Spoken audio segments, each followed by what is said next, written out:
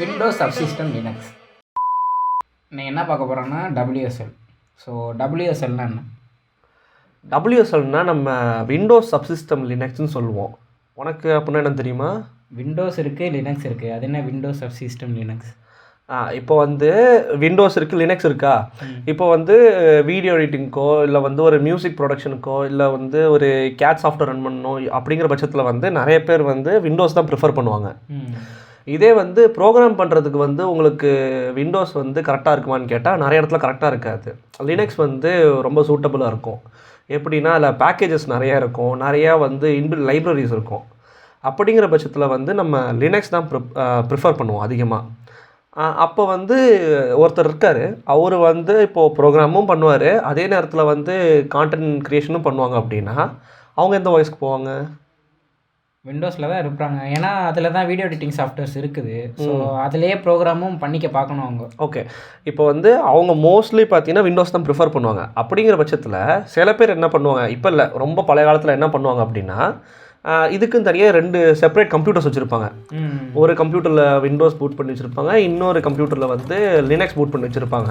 அவங்க தேவைக்கு ஏற்ற மாதிரி ரெண்டத்தையும் ஸ்விட்ச் பண்ணி யூஸ் பண்ணிப்பாங்க. இது வந்து செப்பரேட் கம்ப்யூட்டர்ஸில் யூஸ் பண்ணுறது.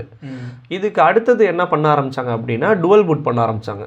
டுவல் பூட்னா இப்போ வந்து ஒரே கம்ப்யூட்டர் இருக்கும், அதில் 2 செப்பரேட் வாய்ஸ் போட்டுக்கிட்டாங்க. இந்த அம்மா லேப்டாப் வரப்பெல்லாம் பேஷ் லினக்ஸா அதுவும். ஆமாம், இப்போ கவர்மெண்ட் லேப்டாப் தரும்போதெல்லாம் அதில் வந்து பாஸ் லினக்ஸ் இருக்கும், கூட சேர்த்து விண்டோஸ் இருக்கும். ஸோ அந்த மாதிரி உங்களுக்கு வந்து தனித்தனியாக வந்து வாய்ஸ் கொடுக்க ஆரம்பித்தாங்க. ஆனால் இதில் உள்ள ப்ராப்ளம் என்னன்னு பார்த்தீங்கன்னா, உங்களுக்கு வந்து இப்போ லினக்ஸுக்கு போகணும் இல்லை நான் விண்டோஸுக்கு போகணும் அப்படின்னா லேப்டாப்பை வந்து ஷட் டவுன் பண்ணிட்டு அந்த ஓஎஸ்க்கு ஸ்விட்ச் ஆகிற மாதிரி இருக்கும். ஸோ இது கொஞ்சம் கஷ்டமாக இருக்குங்கிறதுக்காக அடுத்தது வந்தது பேர் தான் என்னென்னா விர்ச்சுவல் மிஷின். இந்த விர்ச்சுவல் மிஷினில் என்ன பண்ணுவாங்க அப்படின்னா, நம்ம வந்து விண்டோஸ் யூஸ் பண்ணிக்கிட்டு இருப்போம், இதில் வந்து ஒரு விர்ச்சுவல் மிஷின் வச்சுருப்போம். இது விர்ச்சுவல் மிஷின் அது எப்படின்னா, நம்ம இப்போ கம்ப்யூட்டரில் வந்து ஒரு 8 gigs ஆஃப் ரேம் இருக்குது அப்படின்னா, அதில் உள்ள மெமரியை வந்து கொஞ்சம் பிரித்து, ஸ்டோரேஜை கொஞ்சம் பிரித்து வந்து ஒரு விர்ச்சுவல் கம்ப்யூட்டரை வந்து நம்ம கம்ப்யூட்டருக்குள்ளே உருவாக்குவோம். ஸோ இதுக்குள்ளே வந்து நம்ம லினக்ஸ் வாய்ஸ் ரன் பண்ணுவோம்.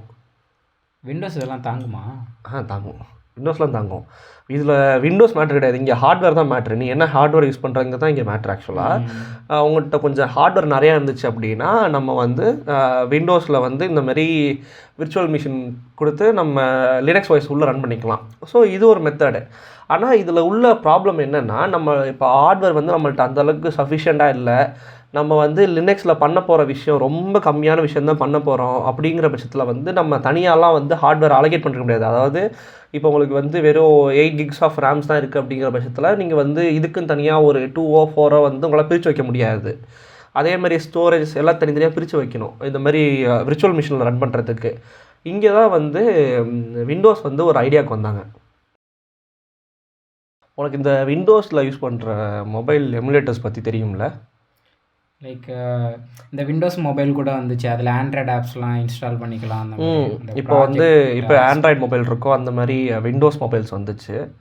ஸோ அதுக்கு வந்து நம்ம ஆண்ட்ராய்டு ஆப்ஸ் எல்லாம் வந்து எமுலேட்டர்ஸ் வச்சு தான் யூஸ் பண்ணோம். எப்படின்னா இப்போ ஆண்ட்ராய்ட்ஸ் வந்து எப்படி, ஆண்ட்ராய்டு வந்து தனி ஆர்கிடெக்சர், அதாவது தனி ஓஎஸ் அதெல்லாம்.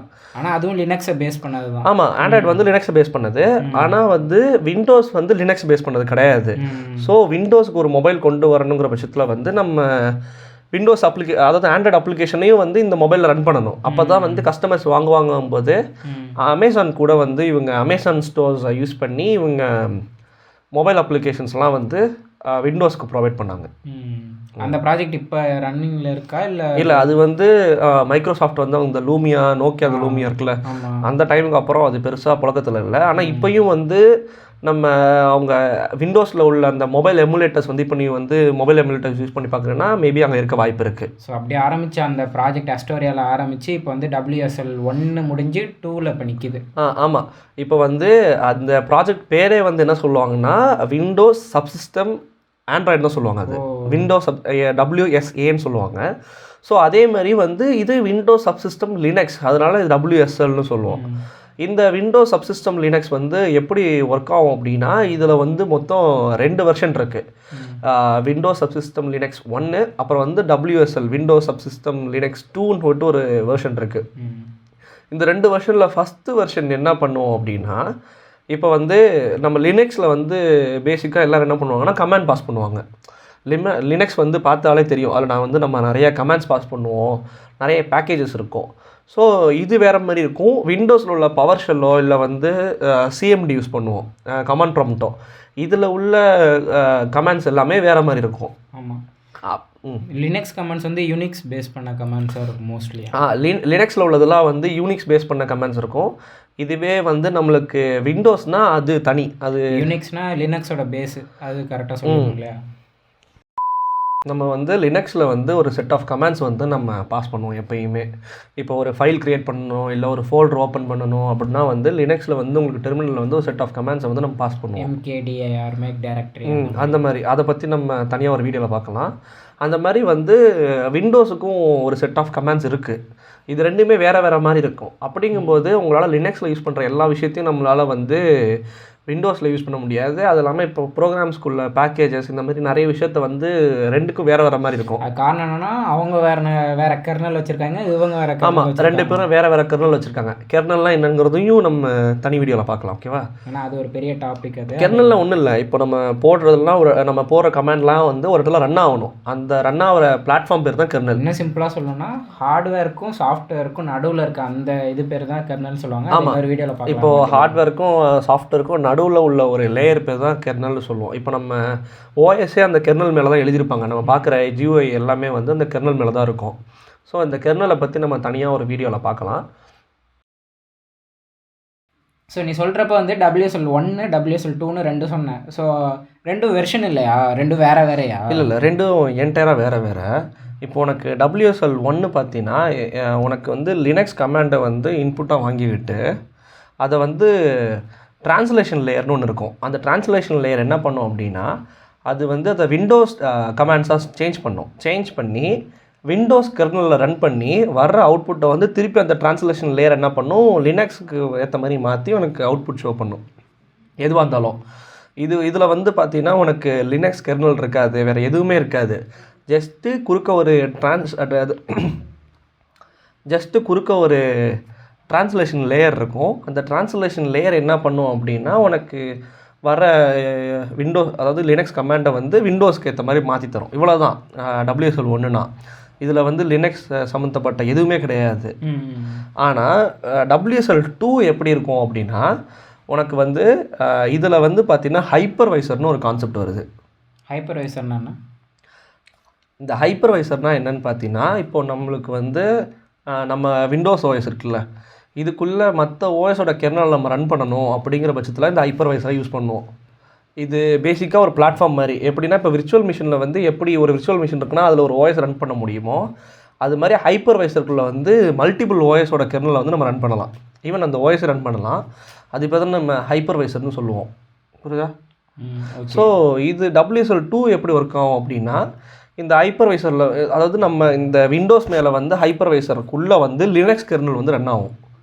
இப்போ நம்ம ஒரு கோட் வந்து நம்ம தரோம் அப்படின்னா ஒரு கமாண்ட் பாஸ் பண்ணுறோம் அப்படிங்கிற பட்சத்தில் வந்து இந்த லினக்ஸ் கமாண்டை வந்து இந்த லினக்ஸ் கெர்னல் இருக்குல்ல இது எடுத்துக்கிட்டு இந்த லினக்ஸ் கெர்னல் வந்து நமக்கு திருப்பி அவுட்புட் கொடுக்கும். அப்போ எனக்கு ஒரு கேள்வி இருக்குது. அப்போ WSL 1ங்கிறது உண்மையிலே லினக்ஸ் கிடையாது. இப்போ WSL 1 பார்த்துக்கிட்ட அப்படின்னா அதில் வந்து ஒரு ட்ரான்ஸ்லேஷன் பண்ணுற ஒரு லேயர் மட்டும்தான் இருக்கும். அந்த ட்ரான்ஸ்லேஷன் லேயர் வந்து ஜஸ்ட் உனக்கு லினக்ஸ் கமாண்டை வந்து விண்டோஸ்க்கு ஏற்ற மாதிரி உனக்கு ட்ரான்ஸ்லேட் பண்ணி தருமே தவிர உனக்கு மற்றபடி வேறு எதையுமே பண்ணாதது. ஆனால் நம்மளுக்கு WSL 2 பொறுத்த வரைக்கும் லினக்ஸ் கெர்னலே உள்ளே ரன் ஆகும். இந்த ஹைப்பர்வைசருக்குள்ளே வந்து லினக்ஸ் கெர்னலே ரன் ஆகும். எப்படி சொல்கிறதுனா விண்டோஸ்க்குள்ளே லினக்ஸ் வந்து ஓஎஸ் ரன் ஆகிற மாதிரி. ஸோ இது ரெண்டும் என்டையராக வேறு. அதனால தான் வந்து இது வந்து அதோட வெர்ஷன் கிடையாது. இது வந்து WSL 1ங்கிறது வேறு, WSL 2ங்கிறது என்டையராக வேறு. ரெண்டு வேறு மாதிரி ரன் ஆகும்.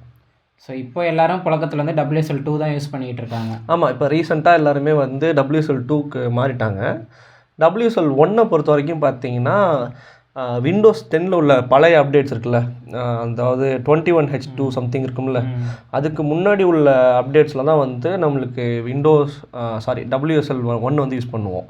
பிகாஸ் அதுக்கு வந்து WSL 2 சப்போர்ட் கிடையாது. ஸோ அதுக்கப்புறம் உள்ள எல்லாத்துலேயும் வந்து WSL உண்டு.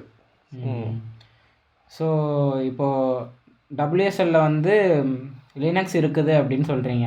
லினக்ஸ்னால் அதில் நிறைய டிஸ்ட்ரோஸ் இருக்குன்னு நான் படிச்சிருப்பேன், நிறைய டிஸ்ட்ரோஸ் இருக்குன்னு கேள்விப்பட்டிருக்கேன். இப்போ இந்த விண்டோஸ் சப்சிஸ்டம் WSLல வந்து இவங்க என்ன டிஸ்ட்ரோ யூஸ் பண்ணுறாங்க? ஆக்சுவலாக விண்டோஸ் சப்சிஸ்டம் லினக்ஸில் ஃபஸ்ட்டு இருக்குல்ல, ஃபஸ்ட்டு வெர்ஷனில் எப்படி இருந்துச்சு அப்படின்னா உபுண்டுவோட இதுதான் கொடுத்துருந்தாங்க. உபுண்டுவோட கோட் தான் உன்னால் வந்து கொடுக்க முடியும், யூஸ் பண்ண முடியுங்கிற மாதிரி இருந்துச்சு. அதுக்கப்புறம் என்ன பண்ணிட்டாங்க அப்படின்னா மற்ற டிஸ்ட்ரோஸ் இருக்குது. இப்போ வந்து ஃபெர்டோரா இருக்குது, அப்புறம் வந்து இந்த ரெட் ஹாட் வந்து கொடுக்கல, இதில் ஓப்பன் சூசி தெரியும்ல, அந்த மாதிரி உள்ளது. ஸோ இந்த மாதிரி டிஸ்ட்ரோஸ் எல்லாம் கொடுக்க ஆரம்பிச்சிட்டாங்க. இப்போ டிபிஎன் பேஸ் பண்ண கால் லினக்ஸும் அதில் உண்டு. ஸோ இந்த மாதிரி மல்டிபிள் டிஸ்ட்ரோஸ் வந்து இப்போ கொடுக்க ஆரம்பிச்சிட்டாங்க. ஸோ உங்களுக்கு எந்த டிஸ்ட்ரோஸ் பிடிக்குமோ அதுக்கேற்ற மாதிரி இன்ஸ்டால் பண்ணிக்கலாம். உபுண்டு கமெண்ட்ஸ் தான் தெரிஞ்சிருக்கணும்னு அவசியம் இல்லை லினக்ஸ். அதாவது டிபிஎன் கீழே வர எல்லாத்துக்குமே உபுண்டோட கமெண்ட்ஸ் தான். ஆனால் என்னென்னா காலி லினக்ஸ் மாதிரி நம்ம போகும்போது எக்ஸ்ட்ரா கொஞ்சம் பேக்கேஜஸ் வந்து டிஃபால்ட்டாக இன்ஸ்டால் ஆகும், அவ்வளோதான். மற்றபடி வேறு இது வராது. பட் நம்ம ஃபெர்டோரா இந்த ஓப்பன் சூசி இந்த மாதிரி ஓஎஸ் போகும்போது தான் நம்மளுக்கு உள்ள பேக்கேஜ் மேனேஜர் எல்லாமே சேஞ்ச் ஆகும், கமெண்ட்ஸை சேஞ்ச் ஆகும். ஓகே, இப்போது நம்ம WSL எப்படி நம்ம பண்ணுறதுன்னு பார்க்கலாமா? அப்போது WSL வந்து நம்ம பேசிக்காக வந்து இப்போது நம்ம ரீசெண்டாக வந்து எப்படி ப்ரோக்ராம் பண்ணுறது, இனிமேல் எப்படி கோட் பண்ணுறது சொல்லித்தரதுனால இப்போது விண்டோஸில் கோட் பண்ணுறவங்களுக்கு உண்மையில் கோட் பண்ணுறது கஷ்டமாக தான் இருக்கும். ஸோ அதனால அவங்களுக்கு கண்டிப்பாக வந்து WSL தேவைப்படும். நானே ஃபீல் பண்ணியிருக்கேன் நிறையா டைம். ஏன்னா விண்டோஸ் தான் ஃபஸ்ட்டு ஸ்டார்டிங்கில் நான் யூஸ் பண்ணிக்கிட்டு இருந்தப்போ நிறைய ஏகப்பட்ட பேக்கேஜஸ் ஏற்றுறப்போ வந்து பிரச்சனையாயிருது. லைக் இப்போ நோடெல்லாம் ஏற்றுறப்ப பின்னாடி ஏகப்பட்ட பிரச்சனை. அது என்ன எரர் எங்கேருந்து வருதுன்னு என்ன கிளியரே பண்ண முடியல. அது நோடில் வந்து சும்மாவே பிரச்சனை இருக்கும். இப்போது நோடெலாம் வந்து WSL ஏற்றும்போது WSL கிடையாது, உங்களுக்கு விண்டோஸில் சீக்கிரமாக ஏற்றிடலாம்.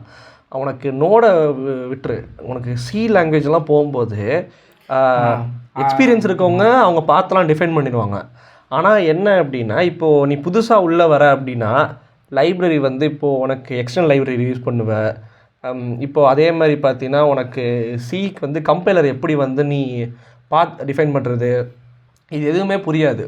இப்போ ஆரம்பத்தில் நானே வந்து இந்த சி வந்து எப்படி லைப்ரரி வந்து பார்த்து வந்து கொடுக்குறதுன்னு தெரியாமல் தான் நான் லினக்ஸே மாறினேன். ஸோ இல்லைனா நானும் விண்டோஸ் தான் யூஸ் பண்ணியிருப்பேன். பட் ஆனால் வந்து இது எனக்கு கிட்டத்தட்ட ஒரு 2 மாதமாக உட்காந்து இது என்ன பண்ணுறதுன்னு எனக்கு புரியலை. நான் என்னென்னமோ பண்ணிக்கிட்டு தான் எனக்கு ஒர்க் ஆகிற மாதிரி தெரியல. பட் எனக்கு லினக்ஸ் மாறினோடனே எனக்கு ஃபஸ்ட் டேலேருந்து ஒர்க் ஆக ஆரம்பிச்சிருச்சு எல்லாமே. அதனால தான் வந்து லினக்ஸ் வந்து இதுக்கு சூட்டபுளாக இருக்குன்னு சொல்லிட்டு ஃபஸ்ட்டு நம்ம இப்போது இனிமேல் வரப்போகிற வீடியோவில் வந்து கொஞ்சம் ப்ரோக்ராம் பண்ணுறதுக்கு ஈஸியாக இருக்கணும் அப்படிங்கிற பட்சத்தில் வந்து WSL யூஸ் பண்ணிக்கிட்டால் ஈஸியாக இருக்கும். மோஸ்ட்லி நம்ம லினக்ஸில் என்ன டிஸ்ட்ரோ யூஸ் பண்ண போகிறோம்? லினக்ஸில் வந்து நம்ம உபுண்டு தான் தரப்போகிறோம். ஏன்னா உபுண்டு தான் இப்போது ஓரளவுக்கு மார்க்கெட்டில் வந்து கொஞ்சம் பாப்புலராக இருக்குது. அது இல்லாமல் கொஞ்சம் ஈஸியாகவும் இருக்குது. ஆமாம், சப்போர்ட் அதிகம். லினக்ஸுக்கு வந்து 5 இயர்ஸ் சப்போர்ட்டு, 3 இயர்ஸ் சப்போர்ட்னு சொல்லிட்டு நிறைய வெரைட்டி ஆஃப் சப்போர்ட்ஸ் இருக்குது. ஈவன் இப்போ உபுண்டு ப்ரோன்லாம் விட்ருக்காங்க, 10 இயர்ஸ் சப்போர்ட் தராங்களாம். இந்த மாதிரி காசு கட்டி இல்லை இதுவும் இருக்குது. ஸோ உபுண்டில் சப்போர்ட் அதிகமாக இருக்கனால பக்ஸ் எல்லாம் சீக்கிரம் கிளியர் பண்ணிடுவாங்க. அது கொஞ்சம் ஸ்டேபிளாக இருக்குன்றதுனால உபுண்டு சூஸ் பண்ணியிருக்கோம். ஆமாம். ஸோ அப்போ வந்து நம்ம WSL வந்து எப்படி, அதாவது உபுண்டு வந்து எப்படி நம்ம விண்டோஸில் வந்து இன்ஸ்டால் பண்ணுறதுன்னு பார்க்கலாம். நெக்ஸ்ட் அதுதான் ஸ்டெப்பு.